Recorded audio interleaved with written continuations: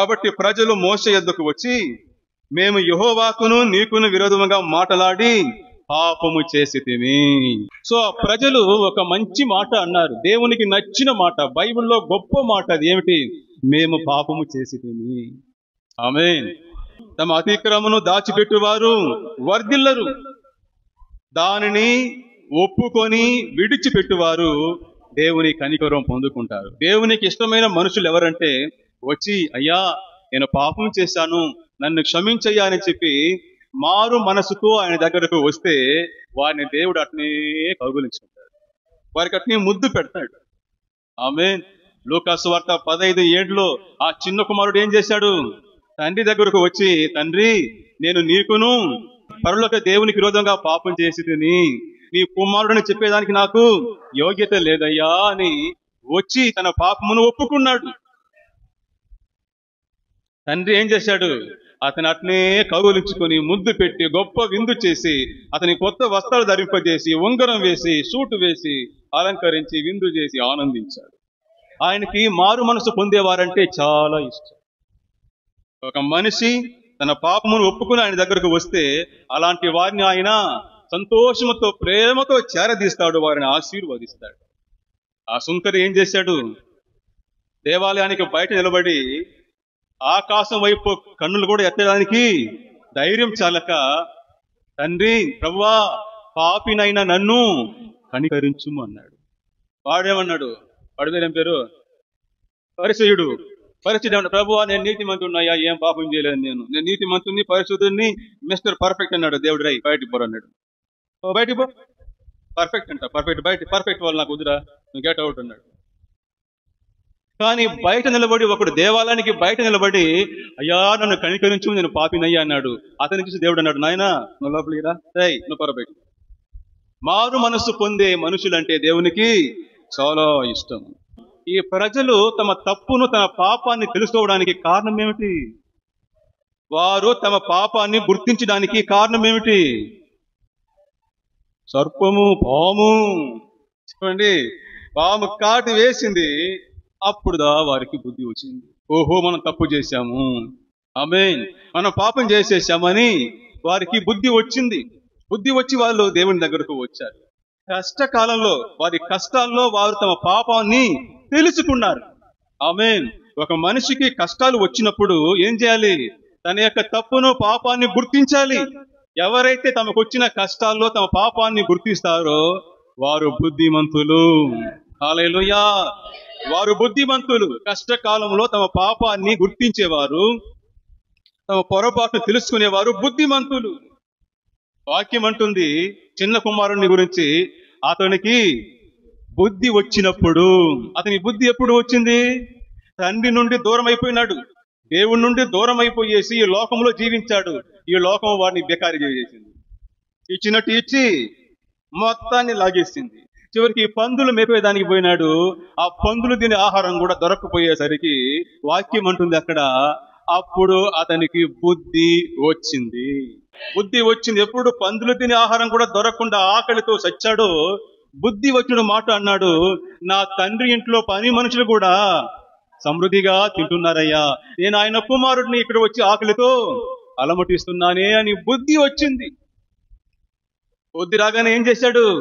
తిరిగి తండ్రి దగ్గరకు వెళ్ళాడు, జ్ఞానవంతుడయ్యాడు. ఎవరైతే తమకొచ్చిన కష్టాల్లో తమ పాపాన్ని తెలుసుకొని దేవుని దగ్గరకు వస్తారో వారు జ్ఞానవంతులు. తమకొచ్చే కష్టాల నుండి పాఠాలు నేర్చుకునేవాడు బుద్ధిమంతుడు, తెలివైన వాడు. మూర్ఖులు ఏం చేస్తారు? తెలుసుకోకుండా ఇంకా ఇంకా పాపాలు చేస్తానే ఉంటారు. దేవునికి విరుద్ధమైన కార్యంలో వారు ఎల్లప్పుడూ ఉంటారు. వీలారా, మీ కష్టకాలంలో మీ తప్పును పాపాన్ని మీరు గుర్తిస్తే బుద్ధిమంతులు. అట్నే దేవుని దగ్గరకు వచ్చేసే మీరు జ్ఞానవంతులు. ఆమేన్.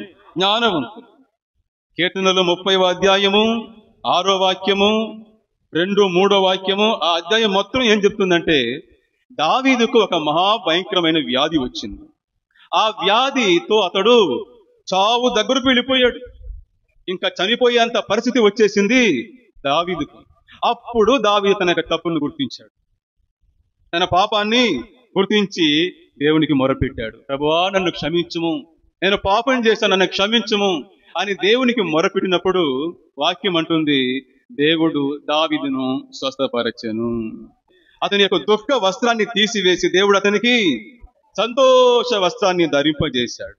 ఎందుకంటే దావీదు తనకు వచ్చిన కష్టంలో ఆ కష్టం ఎందుకు వచ్చిందనే దాన్ని గుర్తించి మారు మనసు పొందాడు, తన పాపాన్ని ఒప్పుకున్నాడు.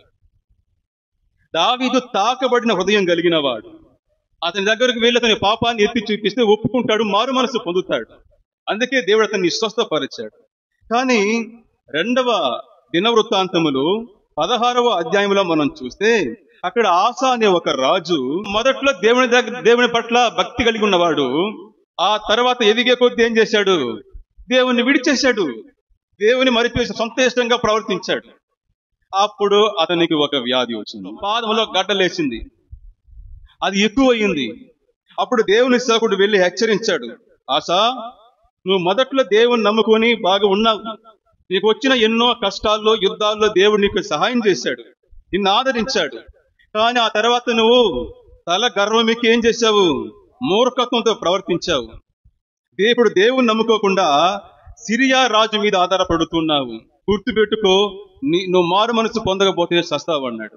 కానీ వాక్యం అంటుంది చూడండి, 12వ వాక్యం 16-12, పాదములో జబ్బు పుట్టి తాను బహు బాధపడినను దాని విషయంలో అతడు యెహోవా యొద్ద విచారణ చేయక డాక్టర్లనే పట్టుకున్నాడు, వైద్యుల్నే పట్టుకున్నాడు, మాతల్నే మింగినాడు. మాతలు మింగి మింగి మింగి చచ్చాడు. బాగవలేదు. అతడు జబ్బు ఎక్కువైనప్పుడు కూడా మారు మనసు పొందలేదు, తన పాపాన్ని ఒప్పుకోలేదు. బహు బాధపడినను దాని విషయంలో దేవుని దగ్గరకు రాకుండా ఏం చేశాడు? వైద్యుల్ని పట్టుకున్నాడు, డాక్టర్లనే పట్టుకున్నాడు. చివరికి ఏమయ్యాడు? చచ్చాడు. దావీదైతే తనకు వ్యాధి వచ్చినప్పుడు తన తప్పును గుర్తించి పాపాన్ని ఒప్పుకొని దేవుని దగ్గరకు వచ్చాడు, స్వస్థపరచబడ్డాడు. ఆస అయితే తన తప్పును ఒప్పుకొని మారు మనసు పొందకుండా మూర్ఖంతో ఉన్నాడు, అట్నే మునిగిపోయాడు. వీళ్ళారా, నువ్వు దేవునికి విరోధంగా ఒక పాపం చేసినప్పుడు వెంటనే నీకు కష్టాలు వస్తే అది నీ మంచికే. ఆ కష్టాలు ఏం చేస్తుంది? నిన్ను దేవుని దగ్గర నడిపిస్తాయి.